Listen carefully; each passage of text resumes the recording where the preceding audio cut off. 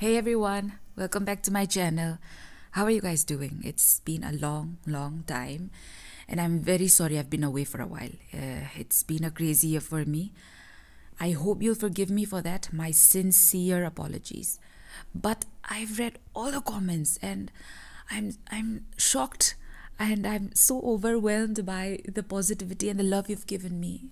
Let's keep this positive energy alive and I'm here for you. So this will be the first video for our educational psychology series. And don't worry, I'll be uploading for paper 1 as well. So just stick around. Every year, one question comes from this topic without fail. So we have to expect the same this upcoming exam also. That means 2 marks already guaranteed. That's wonderful. And we will be wrapping up this video by discussing the previous year questions. So watch till the end and let's start. Let's begin with emotional intelligence. So there is a name which is frequently associated with this term emotional intelligence, and it is none other than Daniel Goleman. Who is this guy? He's an American psychologist and an author, and he popularized emotional intelligence and its importance, especially in the workspace. And he wrote a famous book called Emotional Intelligence, which was published in 1995. So the main thing to note here is, if you see this name in the exam, then just know that it has got to do with emotional intelligence. Okay? So how did it define emotional intelligence? The ability to identify, assess, and control one's own emotions, the emotions of others, and that of groups. So basically what he is saying is, if you are a person with, let's say, normal to high EQ, you are most probably good at handling your emotions, controlling and projecting them appropriately in any given situation. And not only this, but you're a compassionate person. You feel what other people are feeling. So it's important to know that there are 5 components that make up emotional intelligence. What are they? Number 1, self-awareness, self-regulation, empathy, self-motivation, handling relationships. Number 1 is self-awareness. It is the capacity to recognize your feelings as they occur, which means you're pretty well aware of what you're going through emotion-wise. That's it. And next is self-regulation. And well, it might come under a different name, such as self-management, managing emotions, emotional control. So if you see any of these names in the exam, just do not get confused. It means self-regulation. So what is self-regulation? It is the ability to manage your emotional reactions, control impulse, and to recover from life's upsets. Control is the key word here. You're able to control your emotions. The main thing which is being talked about here is the resilience, bouncing back from life's disappointments and hardships. If you are not able to do that, then it will lead you down a dark path like depression, anxiety, and you do not want to be there. So it just goes to show how important self-regulation is. And next is empathy. It means sensitivity to other people's feelings. You're able to tune in to what they're feeling and you're just able to communicate with them without words. An example is, let's say one of your friends, she has lost a pet and you empathize with her, which means you feel the pain that she's going through because you yourself have lost a pet before. You just communicate via feelings. That's what it is. Self-motivation. I think self-motivation is something that you can relate to. You need self-motivation to achieve success in life. For example, we're focusing on net exam. You're focusing on cracking Net-Jrf. Lastly, it is handling relationships, which is also known as social skills. So what it basically means is you should have the strong social skills when it comes to dealing with people. So let's say if you're into business, or you want to become a leader, you're looking for fame, popularity, then possessing this quality becomes important. Right. Moving on, spiritual intelligence. So, who is Dana Zohar? She's an American-British author, physicist, and philosopher. She's actually credited with coining the term spiritual intelligence. And she wrote a book called Spiritual Intelligence, The Ultimate Intelligence, with a guy called Dr. Ian Marshall. It was published in the year 2001. Yeah, so Zohar and Marshall, these two names are associated with spiritual intelligence. According to Dana, spiritual intelligence is the intelligence with which we access our deepest meanings, purposes, and highest motivations. So we can definitely say that spiritual intelligence deals with spirituality, our spiritual being. And given here are some features of spiritual intelligence. It is the soul's intelligence. It makes us whole and gives us integrity, and it deals with the problems of meaning and value. And given here are some words associated with spiritual intelligence: righteousness, insight, truthfulness, wisdom, enlightened meaning of life, conscience, intuition. Now let's talk about indications of high spiritual intelligence. Number one, flexibility. Flexibility means the ability to change. That means you're not rigid, you're not fixed. You change constantly. Next is self-awareness, capacity to face and use suffering, capacity to face and transcend pain. Transcend means to rise above. You're able to rise above the pain. And then servant leader. Servant leader is basically it means a leader who is ready to serve. And the quality of being inspired by vision and values. Reluctance to cause unnecessary harm. The tendency to seek connection between diverse things. That means you're able to connect dots pretty quickly. Tendency to ask why, what if, and to seek answers. And lastly, facility to work against convention. That means you're ready to break rules. Cultural intelligence. By the way, this is rarely asked in the exam, but let's try to understand what it is about just for future reference, okay? Cultural intelligence, I feel, applies to people who love to travel the world, to explore people and places, to explore food culture. And let's say you're one of them and you're from South India and you come to Northeast India, our place. And guess what? You're able to effectively adapt to the food, the weather, the place, the language, and everything else. Basically, you're able to become one with the people here. Then that is an indication of CQ, cultural intelligence in you.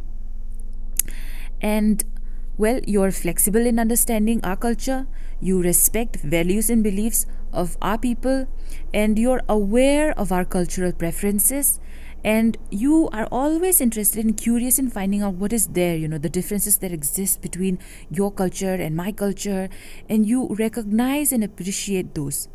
And you're able to control your thought processes relating to culture. So this is cultural intelligence. So let's start solving previous year questions.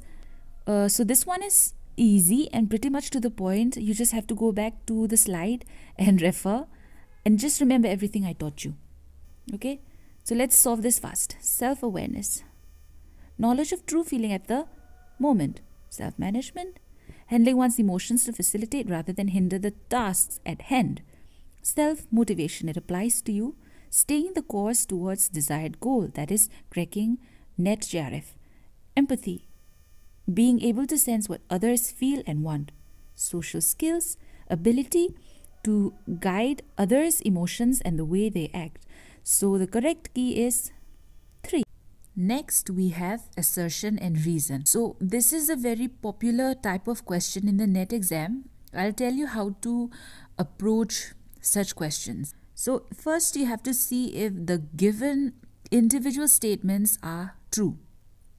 And after that, see if the reason is the correct explanation of assertion. That is, just add the word because between assertion and reason. Try to see if it makes sense. Okay? So here, Emotionally intelligent children are found to be good in problem solving. True. Emotional intelligence implies the capacity to integrate and manage the emotion. This is also true. The correct option will be either 1 or 2. So we will cancel these two out. A problem solving situation is a challenge. It is a challenging situation. And in the face of challenge, what should your demeanor be? How should you act? You should be cool, calm, and collected. And instead of that, if you start screaming, shouting, crying, complaining, whining, throwing things at people, insults at people, then that is not a sign of emotional intelligence. So you see, emotionally intelligent people are usually good when it comes to solving problem, because they know how to remain calm, they know how to regulate, they know how to control their emotions. So our correct answer will be the concept of SQ, spiritual intelligence, will be helpful in respect of which of the following situations: looking for problems which go beyond the present situation, understanding the feelings of others, ability to adjust in a novel situation, managing the role responsibilities. So out of these four, option 2 talks about understanding the feelings of others. So it's a sign of emotional intelligence. And option 3, being able to adjust in a new situation is a sign of intelligence. So this is IQ.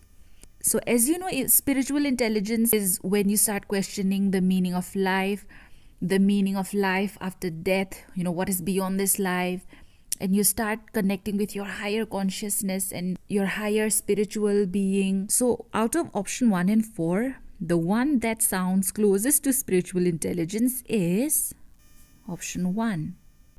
Which set of statements will describe the nature and characteristics of emotional intelligence of a person? So remember guys, emotions of yourself and emotions of others. Okay? So let's do some elimination. Ability to think abstractly. It's got nothing to do with EQ, so we will cancel out 2 and 3. 5 is common option, so let's see what it is. Ability to see others' point of view. Okay, this is correct. This is EQ. Ability to promote feeling of satisfaction. Ability to handle fear and anxiety. Ability to act purposefully. So out of these 3, 1, 2, 4, ability to act purposefully is out. Ability to handle fear and anxiety, ability to promote feeling of satisfaction, both of these are a lot closer to EQ. It deals with emotions. It deals with emotional intelligence of a person. So our correct option is number 4. In measurement of which of the following types of intelligence an optimal age level is considered pertinent? Well, pertinent here means relevant, cultural, emotional, spiritual, or cognitive intelligence. Cognitive intelligence is IQ. Okay, don't get confused. So it's important for you to understand what optimal age level means. It means that age where you have reached the fullest of the fullest potential, the maximum, 100% maximum, the best level.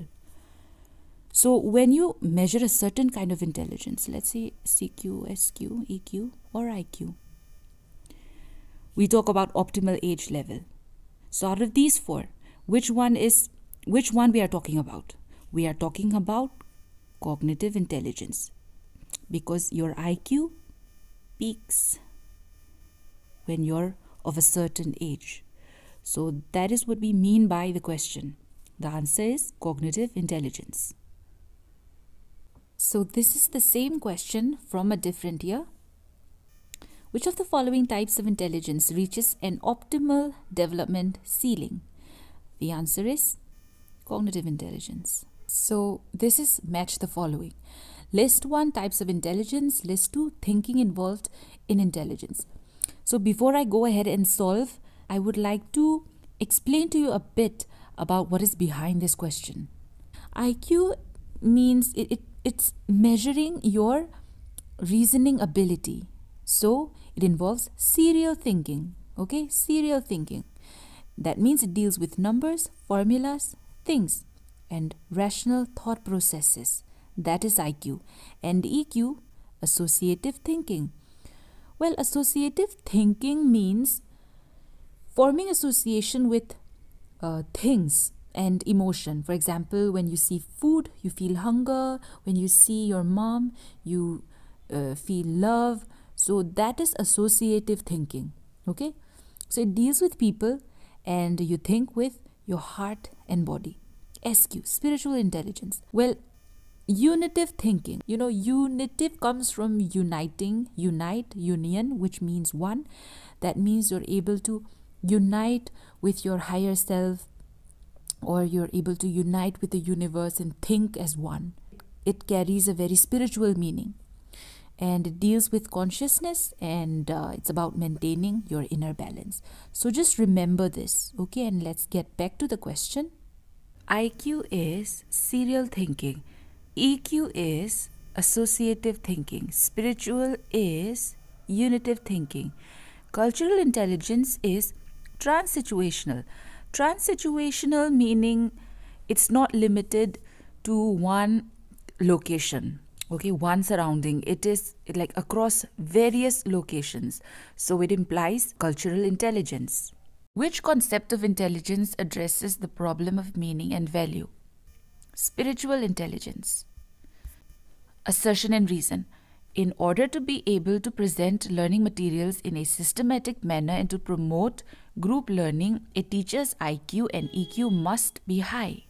True. Because IQ of an individual contributes to being systematic while EQ helps in understanding group needs. True. So it makes perfect sense. The correct key is 2. Both of them are true and R is the correct explanation for A. Which of the following concepts of intelligence uses associative thinking? Which one? Emotional intelligence. In emotional intelligence, which will not be considered a component? So this one is pretty easy. We will find out which are the components and then we will strike the odd one out, okay? So self-management is one of them. Self-motivation is one of them. Empathy is one of them. However, self-analysis is not the component of emotional intelligence. So our answer is B. Which of the following intelligence does not stop increasing with age of a person? Academic, spatial, verbal, or emotional? So I've told you before, IQ level will hit a peak when you are of a certain age. And after that, as you grow older, your IQ level will start to decline. So that is the case with academic, verbal, and spatial. But for emotional intelligence, it never stops increasing. It increases as you age. Okay? So our answer is emotional intelligence. Arrange the following concepts of intelligence in the order in which they appeared: academic, emotional, spiritual, ethical. So ethical intelligence has got to do with ethics and morality. Out of these four, academic intelligence or IQ comes first, as it was introduced in the early 1900s. And next comes emotional intelligence. It was introduced in the year 1987 by a guy called Keith Beasley. So Daniel Goleman is responsible for popularizing emotional intelligence by writing a book on it in 1995. So do not get confused between these two. Next is spiritual intelligence. So this term was coined and introduced by Dana Zohar in the year 1997. We've already talked about her. And the latest form of intelligence is ethical intelligence, which was introduced in the 21st century. Our answer is C. For the concept of emotional intelligence, which theory of intelligence is considered to be the forerunner? Thurstone's multiple factor theory, Vernon's hierarchical structure theory, Bird's group factor theory, Gardner's theory of multiple intelligence. So out of these four people, who was the first person to speak about emotional intelligence in his respective theory of intelligence? The answer is Gardner's theory of multiple intelligence. So allow me to explain. In 1983, Howard Gardner propounded the theory of multiple intelligence. So in his theory, he gave 7 types of intelligence, and they are linguistic, logical, mathematical, spatial, bodily kinesthetic, musical, interpersonal, and intrapersonal. So out of these 7, the 2 that speak about emotional intelligence are interpersonal and intrapersonal. So what do you mean by interpersonal? It means you have the capacity to understand other people's feelings, desires, intentions, etc. Okay? And intrapersonal means you have the capacity to understand your own feelings, yourself. So both interpersonal and intrapersonal imply emotional intelligence. Guys, thank you so much for watching, but don't forget to leave a like, comment and share. And if you're new to my channel, then hit that subscribe button. I'll be uploading my next video soon, and well, until then, take care. Happy New Year.